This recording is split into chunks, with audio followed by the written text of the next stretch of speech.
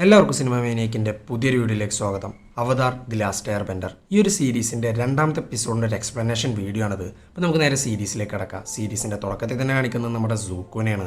സൂക്കോ ഭയങ്കര ദേഷ്യത്തിലാണ്. കാരണം ഓൾറെഡി അവതാറിനെ അവനക്ക് നഷ്ടമായിട്ടുണ്ട്. പിന്നെ പോരാത്തതിന് അവതാറിനെ കുറിച്ച് റിസർച്ച് ചെയ്ത അവൻ്റെ ഒരു ബുക്ക് അതും നഷ്ടമായിട്ടുണ്ട്. അതുകൊണ്ട് തന്നെ അവൻ ഭയങ്കര ദേഷ്യത്തിലാണ്. ഈ ഒരു ടൈമിൽ നമ്മുടെ അങ്കിൾ വന്നിട്ട് പറയുന്നുണ്ട്, സൂക്കോ നീ ഒന്ന് അടങ്ങ്, അവരെ നമുക്ക് എങ്ങനെയും കണ്ടുപിടിക്കാം. ഇതേ സമയം തന്നെ നമ്മുടെ അവതാറിനെ ടീംസിനെ കാണിക്കുന്നുണ്ട്. ഇവന്മാര് നമ്മുടെ സൂക്കോടെ ബുക്ക് തന്നെ നോക്കിക്കൊണ്ടിരിക്കുകയാണ്. അതിൻ്റെ ഇടയിലാണ് ഇവരൊരു കാര്യം കണ്ടെത്തുന്നത്, കിയോഷി ഐലൻഡ്. ഈ കിയോഷി എന്ന് പറയുന്ന ആളാണ് നമ്മുടെ ആങ്ങിന്റെ മുമ്പുള്ള അവതാർ. അപ്പൊ ഈ ഒരു കിയോഷിനെ മികച്ച വാരിയറായി കണ്ടിട്ട് അവരെങ്ങനെ ആരാധിക്കുന്ന ഒരു സ്ഥലമുണ്ട്. അതാണ് നമ്മുടെ കിയോഷി ഐലൻഡ്. അവിടെ കുറെ ആളുകളുണ്ട്. നമ്മുടെ കിയോഷിനെ വിശ്വസിച്ച് നടത്തുന്ന ഒരു സ്ഥലമാണത്.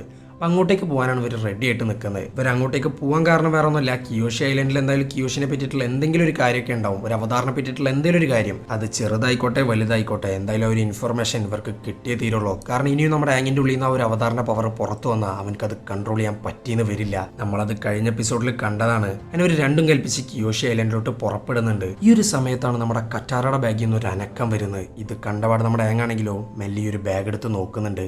പെട്ടെന്നാണ് അതിനകത്തുനിന്ന് ഒരു ജീവി അങ്ങ് പുറത്ത് വീഴുന്നത്.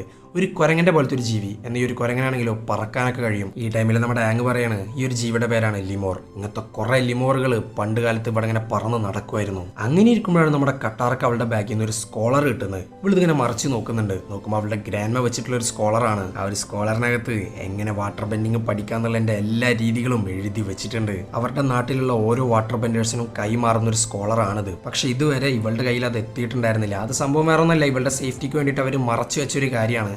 പക്ഷെ ഇവൾക്കിപ്പോൾ ഇത് ആവശ്യമാണ്. കാരണം ഇവള് പുറത്താണ് ഫയർ നേഷൻ മൊത്തം വരെ ഹണ്ട് ചെയ്തുകൊണ്ടിരിക്കുക. അതുകൊണ്ട് തന്നെ ഇവർ പുറപ്പെടുന്ന സമയത്ത് നമ്മുടെ ഗ്രാൻഡ്മ വെച്ച് കൊടുത്തിട്ടുള്ള ഒരു സ്കോളറാണത്. അങ്ങനെ അവർ രണ്ടും കൽപ്പിച്ച് അങ്ങ് പുറപ്പെടുക കിയോഷി ഐലൻഡിലോട്ട്.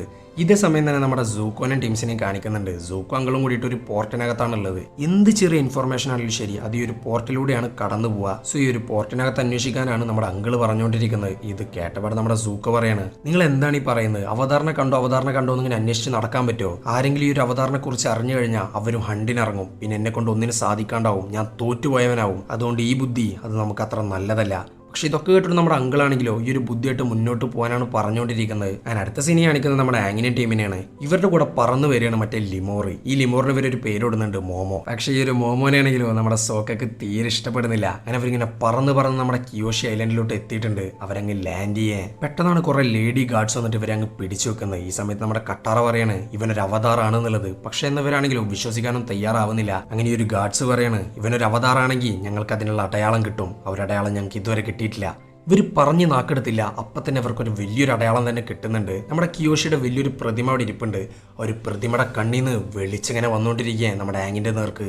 ഇത് കണ്ടപാട് നമ്മുടെ ഗാർഡ്സ് ആണെങ്കിലോ ആകെ ഞെട്ടുന്നുണ്ട്. സോ നമ്മുടെ ഗാർഡ്സ് പിന്നെ ഒന്നും നോക്കിയില്ല. ഇവരെ നേരെ കൊണ്ടുപോവുകയാണ് നമ്മുടെ വില്ലേജിന്റെ ഹെഡിന്റെ മുന്നിലോട്ട്. എന്ന് നമ്മുടെ ഹെഡ് പറയാണ്, നിങ്ങൾ എത്രയും പെട്ടെന്ന് ഇവിടുന്ന് പുറത്തു പോകണം. കാരണം അവതാറിന്റെ പിന്നാലെ അപകടങ്ങളാണ് വന്നുകൊണ്ടിരിക്കുന്നത്. ഫയർ നേഷൻ മൊത്തം ഇവൻ അന്വേഷിച്ചുകൊണ്ടിരിക്കുക. ഞങ്ങൾക്ക് റിസ്ക് എടുക്കാൻ വയ്യ, നിങ്ങൾ ഇവിടുന്ന് പുറത്ത് പോകാൻ നോക്ക്. ഇത് കേട്ടപാട് നമ്മുടെ ആങ്ങും ടീംസ് ആണെങ്കിലോ ഇങ്ങനെ പറഞ്ഞ് ഒരു വിധവളെ കൺവിൻസ് ചെയ്ത് എടുക്കുന്നുണ്ട്. അങ്ങനെ 48 മണിക്കൂർ ഈ ഒരു ഹെഡ് സമ്മതിച്ചു കൊടുക്കുക ഈ ഒരു വില്ലേജിൽ നിൽക്കാൻ. അതിനകത്ത് നിന്ന് ഏതൊക്കെ ബുക്ക് റെഫർ ചെയ്യാൻ പറ്റുമോ അതൊക്കെ റെഫർ ചെയ്തിട്ട് അവതാറിനെ കുറിച്ചിട്ടുള്ള എന്തെങ്കിലും കാര്യങ്ങൾ പഠിക്കാം. പക്ഷെ ഇതേ സമയം തന്നെ നമ്മുടെ വില്ലേജിന്റെ ഹെഡിന്റെ മകളായ സുക്കിനെ കാണിക്കുന്നുണ്ട്. ഈ സുക്കിക്കാണെങ്കിൽ നമ്മുടെ സോക്കനെ നൈസായിട്ടൊരു നോട്ടൊക്കെ ഉണ്ട് കേട്ടാ. അങ്ങനെ അടുത്ത സീനി കാണിക്കുന്നത് നമ്മുടെ സൂക്കോനെയാണ്. സൂക്ക് കയറി ചെല്ലുന്ന ഈ ഒരു പോർട്ടിന്റെ കമാൻഡർ ജാവൂഡ് അടുത്തോട്ടാണ്. ശേഷം നമ്മുടെ ജാവൂഡ് ഒരു മാപ്പ് ചോദിക്കുന്നുണ്ട്. ഈ ഒരു സ്ഥലത്തെ പറ്റിയിട്ടുള്ള എല്ലാ മാപ്പും മറ്റൊരാവശ്യത്തിന് എന്ന് പറഞ്ഞിട്ടാണ് ഈ ഒരു മാപ്പ് ചോദിക്കുന്നത്. പക്ഷെ പിന്നീട് നമ്മുടെ ജാവുക്ക് കത്തുന്നുണ്ട് ഇവർ നമ്മുടെ അവതാറിനെ തപ്പിയിട്ടാണ് നടക്കുന്നത് എന്നുള്ളത്.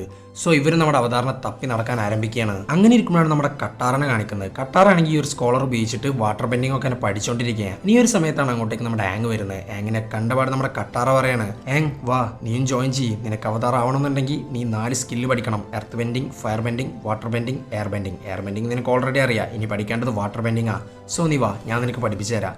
പക്ഷെ നമ്മുടെ ആങ് ആണെങ്കിലോ അങ്ങോട്ടേക്ക് പോകുന്നില്ല. സംഭവം വേറെ ഒന്നുമില്ല, അവൻ എത്രയും കാലം ട്രെയിൻ ചെയ്തുകൊണ്ടിരുന്നത് നമ്മുടെ ഗെറ്റ്സോയാണ്. ഇപ്പൊ നമ്മുടെ ഗെറ്റ്സോ ആണെങ്കിൽ ജീവനോടെ ഇല്ല. അതുകൊണ്ട് തന്നെ അവൻ പോകുന്നില്ല. ഇതിന്റെ ഇടയിൽ നമ്മുടെ സൂക്കിയസോ ഒക്കെ ആണെങ്കിൽ ഒരുമിച്ച് ട്രെയിൻ ചെയ്യാനൊക്കെ ആരംഭിച്ചിട്ടുണ്ട്. അത് മാത്രമല്ല നമ്മുടെ ആങ്ങും അതുപോലെ തന്നെ കട്ടാറും കൂടിയിട്ട് ഈ ഒരു അവതാറിന്റെ എല്ലാ ബുക്കുകളും തന്നെ റെഫർ ചെയ്ത് നോക്കുന്നുണ്ട്. എന്നാൽ അതിലൊന്നും നമ്മുടെ അവതാർ കിയോഷിക്ക് എങ്ങനെയാണ് ഈ ഒരു പവർ കിട്ടിയെന്നുള്ളതിന്റെ ഒരു ഡീറ്റെയിൽ പോലും ഇല്ല. ഇവരിങ്ങനെ ആകെ പെട്ടിട്ട് നിൽക്കുന്നുണ്ട്. അങ്ങനെ ഇരിക്കുമ്പോഴാണ് ഒരു ബുക്കിനകത്ത് ഇവളൊരു ഡീറ്റെയിൽ കാണുന്നത്. നമ്മുടെ കട്ടാർ ഒരു ഡീറ്റെയിൽ കാണുന്നത്. ആങ് നീ ബുക്ക് കണ്ടോ? ഈ ഒരു ബുക്ക് പ്രകാരം ഇതുവരെ വന്നിട്ടുള്ള അവതാറുകളൊക്കെ നിന്റെ പഴയ ജന്മമാണ്, അവരുടെ പുനർജന്മമാണ് നീ. അതായത് നിന്റെ ഉള്ളിലൊക്കെ ഈ ഒരു അവതാറുകളുണ്ട്. അവരായിട്ട് എങ്ങനെയും ഒരു കോണ്ടാക്ട് ഉണ്ടാക്കണം. ഒരു കണക്ഷൻ കിട്ടിക്കഴിഞ്ഞാൽ അവരോട് തന്നെ നമുക്ക് ചോദിക്കാൻ സാധിക്കും. ഈ സമയത്താണ് നമ്മുടെ ആങ് ഒരു കാര്യം പറയുന്നത്.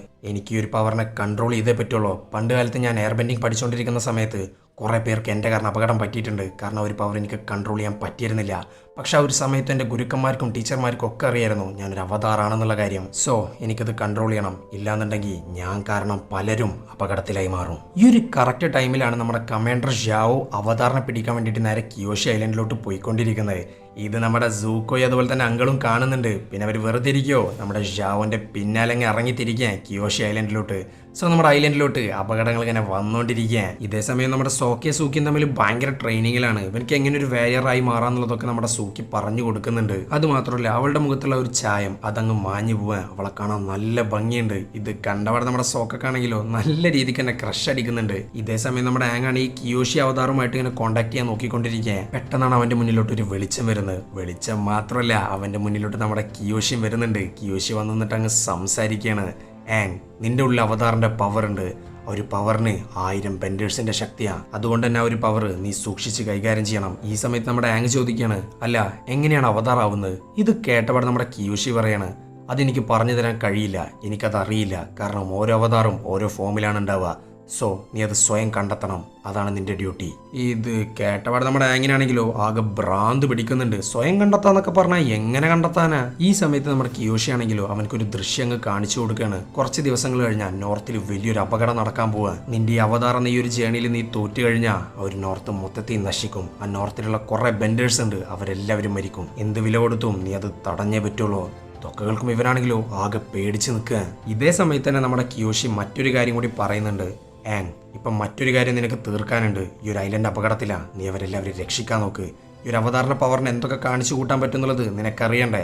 അത് ഞാൻ നിനക്ക് അറിയിച്ചു തരാം. ഇതും വരണം നമ്മുടെ കിയോഷി അവന്റെ മേലോട്ടങ്ങ് കയറാണ്. ഈ ഒരു സെയിം ടൈമിലാണ് നമ്മുടെ ഷാവോ ഒരു ഐലൻഡിൽ ലാൻഡ് ആവുന്നത്. ലാൻഡ് ആവാന്ന് മാത്രമല്ല അവതാർ എവിടെയെന്ന് ചോദിച്ചിട്ട് അവിടെയുള്ള എല്ലാവരെയും കൊല്ലാൻ നിൽക്കണവൻ. അങ്ങനെ നമ്മുടെ ഹെഡ് വരുന്നു, സോക്ക വരുന്നു, സൂക്കി വരുന്നു.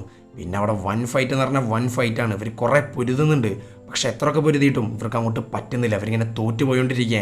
ഈ ഒരു ടൈമിൽ നമ്മുടെ ഹെഡ് ചോദിക്കുകയാണ്, എവിടെ നിങ്ങളുടെ അവതാർ എവിടെ? നമ്മുടെ ആങ്ങാണെങ്കിലോ സ്റ്റിൽ ഈ ഒരു ധ്യാനത്തിലാണ്. അവന്റെ കൂടെയാണെങ്കിൽ നമ്മുടെ കട്ടാറയുണ്ട്.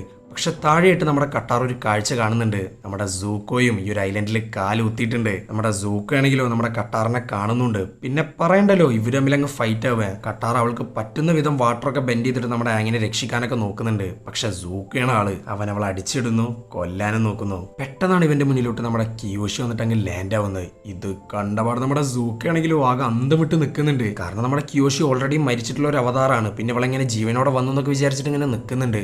പക്ഷെ അത് യഥാർത്ഥത്തിൽ നമ്മുടെ കിയോഷി അല്ല. കിയോഷി നമ്മുടെ അവതാറായ ആങ്ങിന്റെ മേത്ത് കയറിയിരിക്കുകയാണ്. ആങ്ങിന് ഈ ഒരു പവർ മനസ്സിലാക്കി കൊടുക്കാൻ വേണ്ടിയിട്ട്. സോ ഇത് നമ്മുടെ ആങ്ങാണ്. അത് നമ്മുടെ സൂക്കോക്കൊന്നും അറിയത്തില്ല. അങ്ങനെ നമ്മുടെ സൂക്കോനെ നല്ല പുഷ്പം പോലെ അടിച്ചിടുന്നുണ്ട്. ശേഷം നമ്മുടെ കട്ടാറയെ രക്ഷപ്പെടുത്തുന്നുണ്ട്. ശേഷം നേരെ പോകുന്നത് നമ്മുടെ ഷാവോനെ നേരിടാനാണ്. അവിടെ ചെല്ലുന്നു. അവളുടെ 4 ബെൻഡിങ് സ്കില്ലും അങ്ങ് ഒരുമിച്ച് പുറത്തെടുക്കുകയാണ്. Water, earth, fire, air.